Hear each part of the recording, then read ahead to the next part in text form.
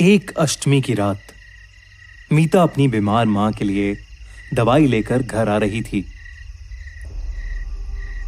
मीता के रास्ते में एक प्राचीन मंदिर पड़ता था, तो वो उस मंदिर में कुछ मिनट आराम करने के लिए रुक गई।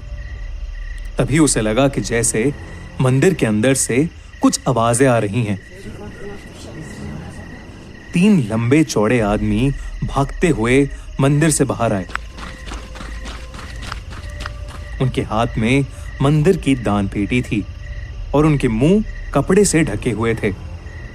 मीता को समझ आ गया कि जरूर ये लोग मंदिर से पैसे चुरा कर भाग रहे हैं। लेकिन उनमें से एक आदमी ने मीता को देख लिया और वो जोर से बोला, अरे अरे सुनो, तुम दोनों इस लड़की को पकड़ो, मैं दान पेटी संभालता हूं। वो अपनी जान बचाकर भागने लगे और उनमें से 2 चोर उसका पीछा करने लगे। भागते भागते मीता गांव के पास वाले जंगल में पहुंच गई, जहां उसे एक बड़ा सा महल दिखा। वो महल रानी दुर्गामती का महल था, जिसके बारे में मीता बचपन से कई रहस्यमयी किस्से सुनती आ रही थी। मीता के पास कोई चॉइस नहीं थी और वो छुपने के लिए दुर्गामती महल में चली गई। उसके अंदर घुसते ही बहुत तेज हवा चलने लगी। महल के कोने में एक बड़ी सी पेंटिंग लगी हुई थी।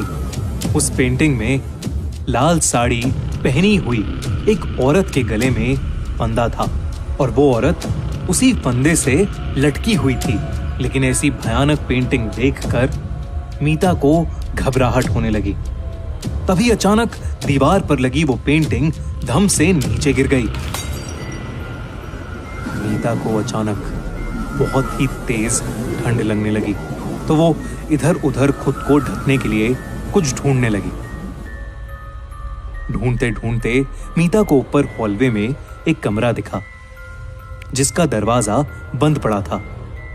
और फिर जोर से हवा चली और वो दरवाजा खुल गया।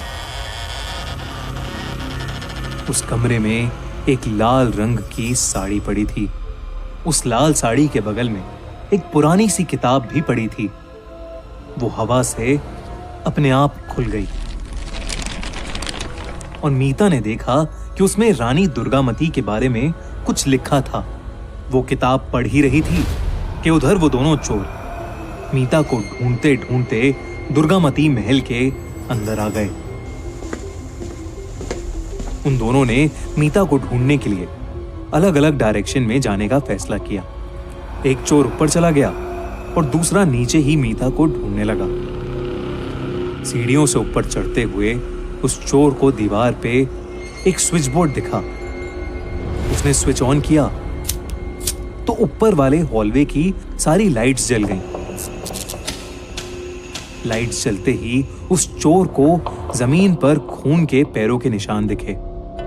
उसे लगा कि शायद मीता को भागते हुए चोट लग गई होगी और वो उन निशानों को फॉलो करने लगा। कॉरिडोर के कोने में लाल साड़ी पहने एक लड़की बैठी थी। उसकी पीठ उस चोर की तरफ थी, इसलिए वो चोर उसका चेहरा नहीं देख पा रहा था। लेकिन उस चोर को लगा कि वो लड़की मीता है।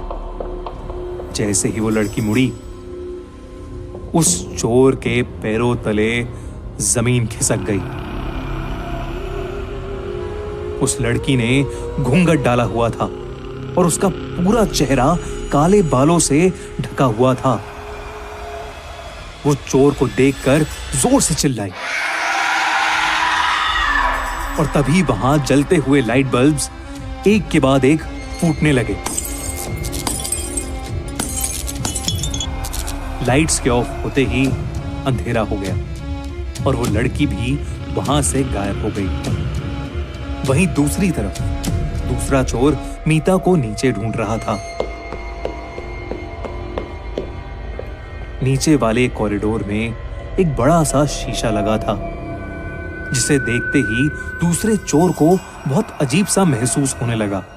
तभी उसे शीशे में किसी की परछाई नजर आने लगी, पर जैसे ही वो मुड़ा वहां कोई नहीं था। उसके बाद उसे एक कमरे में एक लड़की के रोने की आवाज आने लगी। वो भागकर कमरे के बाहर पहुंचा और नीचे से अंदर झांकने लगा। अंदर एक लड़की चल रही थी जिसके पैरों से खून निकल रहा था। उस चोर ने अपनी पैंट की जेब से चाकू निकाला और जोर से दरवाजा खोला, लेकिन वो ये देखकर दंग रह गया कि अंदर कोई नहीं था। तभी उसे पीछे से किसी ने बहुत जोर से धक्का मारा और उसे कमरे के अंदर गिरा दिया। उस कमरे में एकदम अंधेरा था। वो चोर उठा और उसने अपना लाइटर जलाया और आसपास देखने लगा।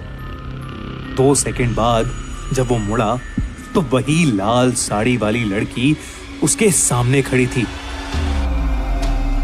जिसने फूंक मारकर उस लाइटर को बुझा दिया। वो चोर इतना डर गया था कि वो जोर जोर से अपने साथी को पुकारने लगा।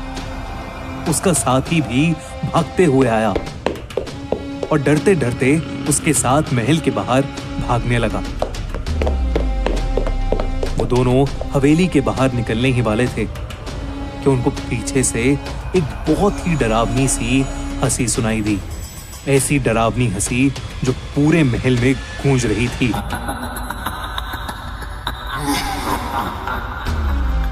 वो चोर बिना कुछ सोचे समझे उस महल से कोसों दूर भाग गए।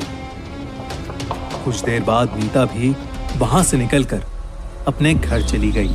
अगली सुबह मीता ने पूरा किस्सा अपनी दोस्त को बताया। उसने कहा कि उसे पूरे टाइम उस हवेली में कई आवाजें आ रही थीं, लेकिन जब तक वो दोनों चोर वहां से चले नहीं गए, वो हवेली के एक कमरे में ही छुप के बैठी हुई थी। मीता ने अपनी दोस्त से जो कहा, अगर वो सब सच था और अगर मीता वाकई पूरे वक्त छुप के बैठी हुई थी, तो वो लाल साड़ी वाली औरत आखिरकार कौन थी? क्या वो दुर्गामती का भूत था या फिर मीता अपनी दोस्त से झूठ बोल रही थी और उसी ने उन दोनों चोरों को डरा कर वहां से भगाया था? लेकिन उस भयानक पेंटिंग का अचानक से गिरना, उस लाल साड़ी का उस कमरे में होना, वो किताब जिसमें रानी दुर्गामती के बारे में लिखा था, उन लाइट बल्ब्स का अपने आप फूट जाना, वो खून से रंगे पैरों के निशान, इन सभी रहस्यमयी घटनाओं की अभी भी कोई एक्सप्लेनेशन नहीं है। दुर्गामती हवेली में ऐसे कई और राज छुपे हैं और अगर आपको उनके बारे में जानना है तो देखिए